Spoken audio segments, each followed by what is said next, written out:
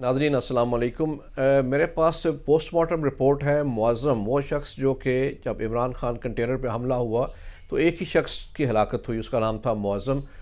उसकी postmortem report है, उसका मैं एक ब्रीफ सा क्विक एनालिसिस कर रहा हूँ क्योंकि अब ये इन्वेस्टिगेशन शुरू हुई है। उसमें ये बहुत अहम रोल अदा करेगा ये जो मुअज़्ज़म की हलाकत, उसका वेपन और क्या हुआ वहाँ पे।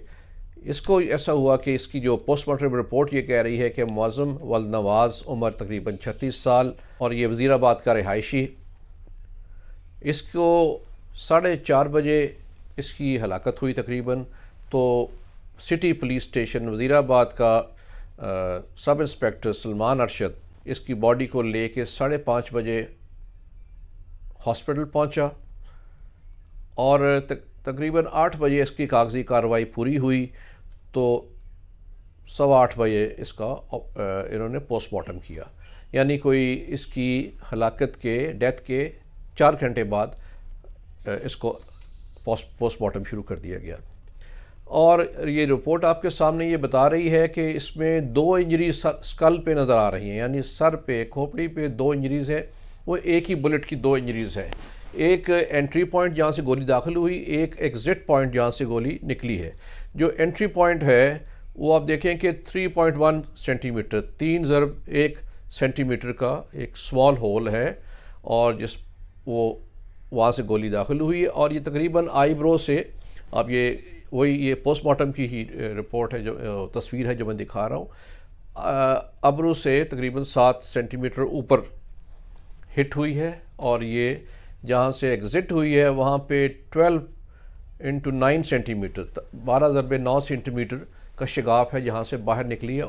शिगाफ से ये अंदाज़ा होता है और जो इसका एंट्री और एग्ज़िट का जो पैटर्न है वो बता रहा है कि एक तो ये हाई वेलोसिटी बुलेट थी, यानी किसी राइफ़ल की 7.62 की या क्लशनकोफ की ये थी बुलेट थी जिससे ये हुआ है। और ये तकरीबन कोई इंटरमीडिएट रेंज या दरमियाने फासले से ज़्यादा से, आप ये समझें कि 25 फीट या 30 फीट इसके अराउंड ये थी जिससे फायर किया गया। जैसे मैंने अर्ज़ किया कि जहाँ से गोली दाखिल हुई वो आईब्रो से, अब्रू से तकरीबन 7 सेंटीमीटर ऊंची है। जहाँ से निकली वो तकरीबन उससे नीचे की तरफ जा रही है, जिससे ये साबित होता है, लगता है कि ये गोली ऊंचाई से मारी गई।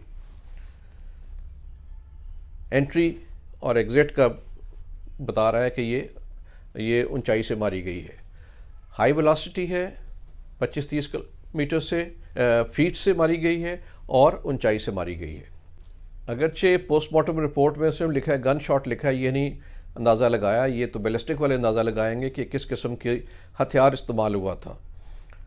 तो बज़ाहिर ये एग्ज़िट उसका ये बता रहा है कि ये हाई वेलोसिटी है और 7.62 मोस्ट प्रॉबली वो गन इस्तेमाल हुई है।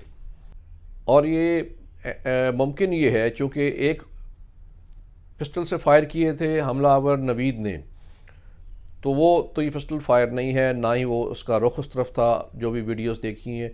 अलबत्ता 2 फायर जो कंटेनर से हुए थे, यूँ मालूम होता है कि जो गार्ड थे जिन्होंने नवीद पे, हमलावर पे जवाबी फायर किए, 2 फायर किए, तो वो चूँकि उस वक्त दौड़ रहा था तो ये भी पीछे लपक रहा था मुअज़्ज़म उसको पकड़ने के लिए, तो उसको हिट होने के बजाय इसके सर में लगा, जिससे ये इसकी हलाकत हो गई। और इसमें ये भी देखिए कि रिपोर्ट ये लिख रही है कि एंट्री वूंड पे थोड़ी सी ब्लैकनिंग है। तो ब्लैकनिंग का मतलब ये नहीं कि कोई करीब से मारी गई है, ये गन पाउडर का भी निशान होता है। और जो डिस्कलरिंग हो जाती है स्किन के ऊपर, बर्निंग ऑफ स्किन भी होती है, जब गोली एंटर होती है तो गर्म होती है, उस बर्निंग ऑफ स्किन से भी होता है।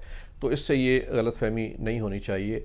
बहरहाल ये इसलिए बड़ा इम्पॉर्टेंट है कि अब वो जो गोली है, जो शिगाफ एग्ज़िट का है, वो बता रहा है कि शायद जो आगे का हिस्सा प्रोजेक्टाइल है वो निकल गया होगा, कहीं नहीं मिला होगा। अगर मिल जाए तो बहुत अच्छा है क्योंकि उसका बैलिस्टिक एनालिसिस करना बहुत ज़रूरी है। अलबत्ता इसी मफरूज़े पे कि वो 2 फायर वहाँ से हुए हैं, तो गार्ड ने दिफाई उसमें फायर किए, तो उसका बयान और उसके हथियार का फोरेंसिक एनालिसिस, बैलिस्टिक एनालिसिस करना बहुत ज़रूरी है। उससे ये पता चल जाएगा कि ये गोली उससे निकली है इससे जो और कॉन्स्पिरेसी थेरीज चल रही थी कि शायद कोई और भी हमलावर था और फायर हुए, वो भी रूल आउट हो जाएंगी।